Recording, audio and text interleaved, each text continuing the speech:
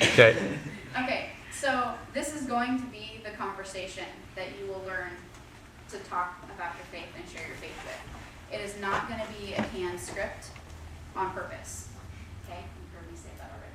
All right. So these are my words to communicate the things that I have learned through this conversation when I'm approaching a stranger, or even sitting down with one of my really good friends, talking about what's the most important thing to me. Okay. All right, but I'm going to pretend that Megan's a stranger, and I'm going to pretend that I have, a little survey that I'm taking out on the street. And I've got, a group of some guys with me because I'm, this skittish, scary little girl, and I don't want to, approach people by myself. So I'm going up with a group of people, but I might be the one that's doing most of the talking. So while I'm talking, my team is going to be praying for me in this conversation, listening to the things that I'm sharing, the questions that she asks and her responses.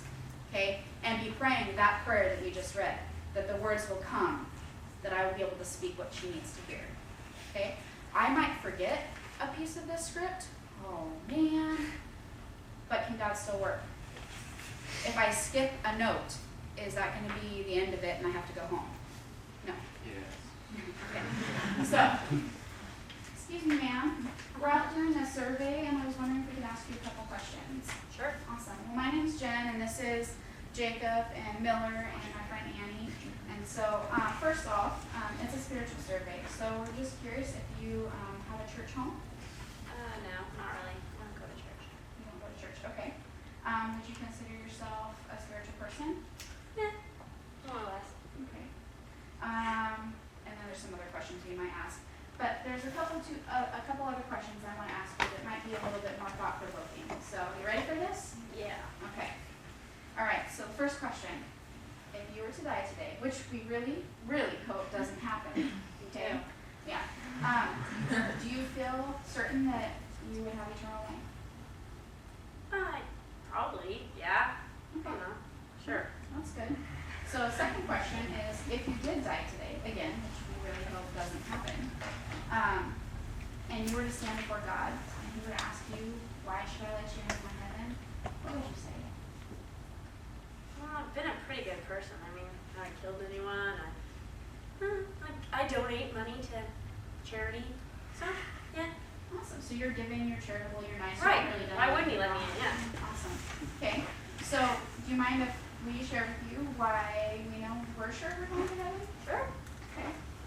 Well, the first part of that is that we know that the eternal life is the free gift of God. He tells us that in His Word, that He offers it to us as a free gift. Now, you might be a little skeptical because you think nothing in this life is free, right? Yeah. You wouldn't just walk into a store and see a shirt without a price tag and assume, yeah, it's mine, right? No. No, probably not. Okay, so everything has a price, but not eternal life for us. It's free, it's a gift. So it's also not something that is earned or deserved. The Bible tells us that it's by grace that we have received this gift and not of our own selves, so we can't boast about it. If I were to decide to give you a car, I just handed you the keys to my car and said, here you go, Megan, take off, have a great day. You might be thinking, she's kind of cuckoo, why would she just hand me this car? But I really want to be nice, and I want to give it to you, and you might be reaching in your pockets trying to pull out any change that you have, or you think, well, I got to earn this, so I've got to work it off, I have to pay for it somehow, so can I be your slave for the next 7 years or something? But then it wouldn't be a gift anymore. So there's no payment that you need to give for this gift. You didn't earn it, and you don't deserve it, I just want to give it to you. Does that make sense? Yeah. Somewhat. Yeah. But oftentimes there's something that stands in the way of us receiving this gift. Right. What's the catch? Yeah. Well, there's not really a catch. That's the great thing. But as a person, as a man, we have this thing called sin in our lives that kind of stands in the way. You look around us in the world and you see earthquakes, tornadoes, tsunamis, you see murders, you see suicides, you see things that are just horrible.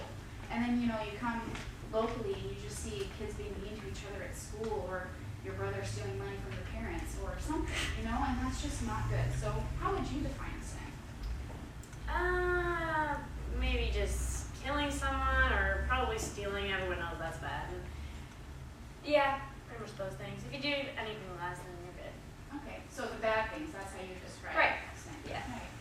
Well, did you know the Bible actually tells us that we all have sinned and fall short of God's standard? It's pretty harsh. So you and me and my friends here, we all have sinned. So we've all, done some of those bad things that you were, maybe not specific things you were listing off, right? Mm-hmm. But the Bible has also told us that sin is those good things we know we should do that we don't do. So, if we think about that we have, our friend is thirsty and we have a water bottle and we're thinking, I'm not going to share with them, that can be considered a sin because it's something good that we know that we should do and isn't. It's pretty harsh, huh? Yeah. So I'm just going to pretend for a minute that I'm a really great person and I only sin 3 times a day.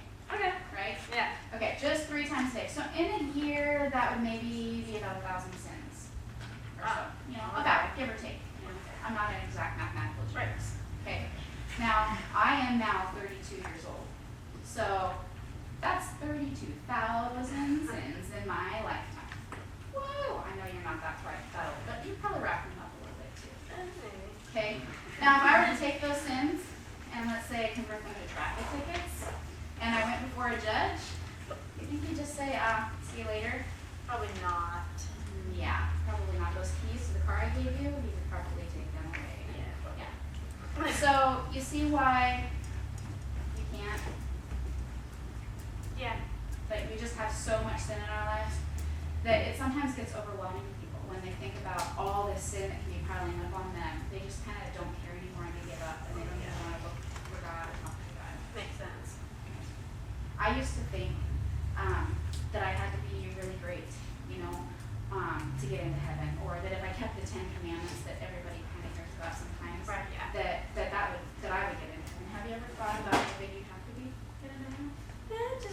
I don't know, if like half people and I'm doing better than half, then I seem like, it's pretty good, I'll probably be fine. Okay, so if you're on the higher end of the scale, Right, then you might majority. just get Doing good, yeah. okay. Did you know the Bible actually tells us that we have to be perfect, like our Heavenly Father is perfect? No, it's perfect. Can't be perfect. Right. I mean, if I was trying to be valedictorian at the school and I ended up with a B or even a C or D on one of my classes, I wouldn't be valedictorian. Right. So Screws everything up. yeah, perfection is just not achievable. Okay? So this is gonna happen. Pause for a minute. I'm doing this because I want you to hear everything. Okay? So that's why there has to be a completely different way. Completely different way to get eternal life, because if I can't earn it, I can't deserve it, and I have all these sins that are preventing me from receiving this gift. There has to be another answer. Right. Okay. So let's talk about God for a minute. This is kind of where he comes in. Right. Okay. Well, you're probably thinking some ideas about God, and there's 3 common misconceptions about him out there. Okay? So the first is that God is like a grandfather to us. So he's the guy who loves us, wants to shower us with all these presents, and in his eyes we can do absolutely no wrong. Right? But that talks about how loving God is, but not at all about how just he is. Right. So then on the flip side, some people might think he's more like a cop, a police officer who's just hiding around that corner. Yeah. Waiting to catch you do something wrong, right? Yep, exactly. Yeah. So that would maybe overemphasize his justice, but not all anything about his loving side. He's punished me for all sorts of things I've done. I'm always getting bad luck and everything. A lot of people feel the same way, And there's still a third perspective of God out there, that he's kind of like Scrooge, at Christmas time, bah humbug. Right. He just wants everybody else to be as miserable as he is. Yeah. He doesn't want you to have any fun at all. Right. But the Bible tells us that God actually came that we might have life and have it more abundantly. So he's not, the police officer or the grandfather or the Scrooge. The Bible tells us that God is loving and he's just. That God is love and that he won't let the guilty, those with all the sin, go unpunished. So he has to be both. So kind of going back to that criminal side of myself. Let's say I decided to rob a bank today. Oh. And I made out $5,000, from the bank. Nice, good job. Okay, anyway. But obviously I wasn't well planned, and I was caught on camera, and there was witnesses that were there. So Cameras are everywhere nowadays. yeah, I didn't get very far. Okay, so I was caught, and I give all the money back, and I go before the judge, and I'm like, oh, okay, I give all the money back, no one was hurt, everything's good, just let me go, please, please, please. What do you think you should say? You'd say no. Why? Because you can't have a good judge. You're just going to let everyone go America are going to be gone and empty just because someone says sorry. Yeah, because there's no security in that anymore. Right. Not just. Mm-hmm. Okay, so God is loving and just. So let me tell you a little story that might help this make a little more sense. Okay. A couple years ago, there was this dictator, or this leader of a rebellious group against a dictator in this country. And so he gathered up a bunch of people, and they were kind of traveling from place to place, living in tents, and they had to ration their food. So they were trying to, set their people free from this oppressive government, but they had very limited resources. And one day, his lieutenant comes up to him, and he says, "Sir, someone has been stealing food." They're in trouble. Yeah, but they don't know who it is. Oh, okay. But, to kind of deter that from happening anymore, the leader says, okay, no, he gathers everybody together and says, no more stealing. I don't know who it is, but if you're caught, you're going to be publicly whipped. So that means you're going to, gather everybody together and beat them, okay? Pretty harsh, I would think, but he was serious, because loss of food can mean life or death for his people. So that kind of stopped, and the food wasn't stolen for quite some time. But after a few weeks or so, his lieutenant came back and said it had been happening again. And of course, this leader was just furious. But the lieutenant said, we did catch the person. And he's like, great, who is it? We're going to set this straight. And the lieutenant says, sir, it's your mom. Wow. So you can imagine the flood of emotions that's going through this guy's mind. He has to punish the crime. But it's his mom. She's old. If she was beaten like that, she would probably die. So he's trying to figure out what to do, and he calls everybody together, and he says, this is the punishment, this is the crime. But instead, he takes off his shirt and takes the beating for his mom in her place. So he shows love for his mom and mercy for his mom, and that basically her life was spared. But there was a punishment for the crime he took upon himself. It takes a lot of guts. Love. Yes. And that's basically what God did for us in the person of His Son, Jesus Christ. Sure. Well, first, who did you say he is? I've just heard that he's a good teacher. He had a lot of good things to say. Like you said, we talked about the Ten Commandments a little bit. He's a good teacher, but nothing more, just a normal guy like us. I've heard that said a lot about him. What I know about him and what the Bible has told us is that Jesus is God. Like, he is God in flesh. That he's the visible expression of the invisible God. That he came down to earth and lived life as a perfect man in flesh. The creator of the universe came to live for us. And then, he took sin upon himself and died on the cross and took the punishment that we deserve. All those sins I was talking about before, 32,000 in my life, we can pretend that this is a book and all my sins are in here. Okay. Now, 32,000 would be a lot more than this. Yeah, that's what I was going to say. And I can guarantee you that I have way more than that. So I don't even know if I can pick it up. But we'll just, for the sake of saying, this book represents the sin in my life. And this is me. And this is God. Now, this sin is separating me from God. Like, I can't have a relationship with Him with all this sin in the way. Right. No matter what I do, I might try to turn my life around or turn over a new cheek, and it's still there, still blocking me from that relationship with Him. So God sent His Son, Jesus, down to earth to take that sin upon Himself. It says, we all like sheep have gone astray and turned our own way and laid upon Him the iniquity of us all. And when Jesus took that sin upon Himself, He died upon the cross, and He said, it is finished. And He got rid of that sin and made a way for me to have a relationship with God. And He did the same thing for you. I've chosen to receive this gift. And I know that this gift is received by faith. Can I tell you a little bit about faith? Sure. Yeah. Well, again, there's some misconceptions about what it is. I don't know if you've heard the word before, but faith is not just a head belief. You can study all these things and all these books and know all of the facts. Like, I can even pretend that I know, who would you say one of the most famous people is out there? Tom Cruise. Tom Cruise. Okay, I'm sure you've seen a few of his movies at least. Yeah. Okay? So let's say we watched all of his movies, knew all of his facts. I thought I was buddy-buddy with his kids, something like that. I go up and I knock on his door and I'm like, hey, Tom, how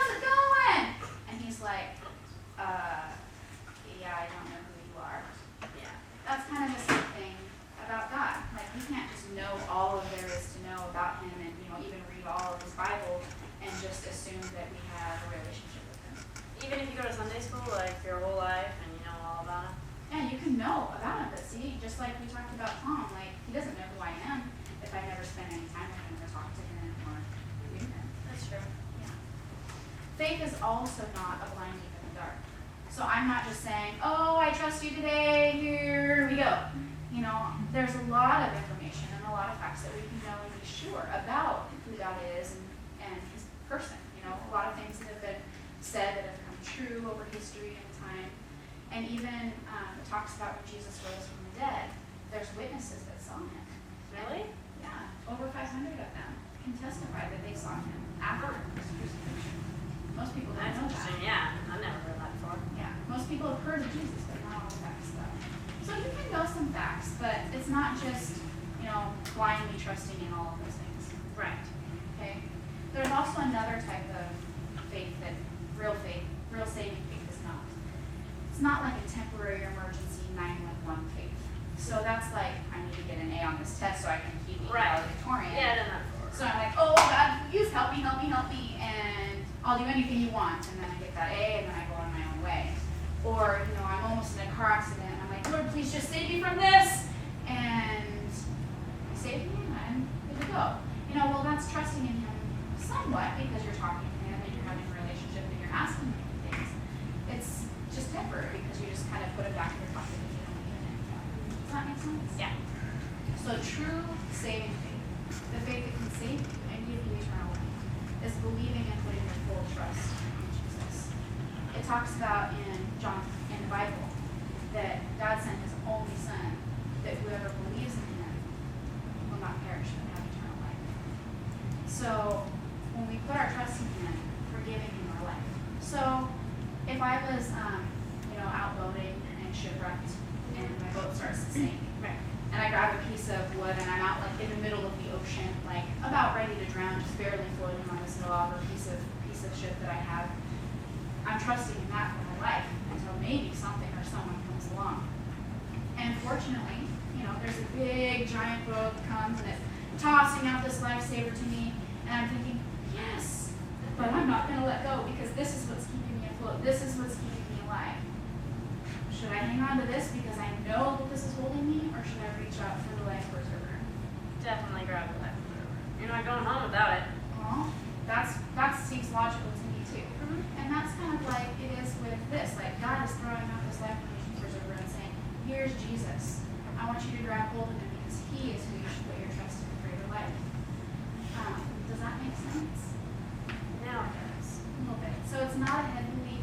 It's not just all of those facts. It's not a blind leap in the dark. It's not a temporary thing. It's fully handing down your life and saying, I trust you to save me. Yeah, but that's really hard. It is hard. It's not easy, and it will be work every day. But it's one of the best decisions I've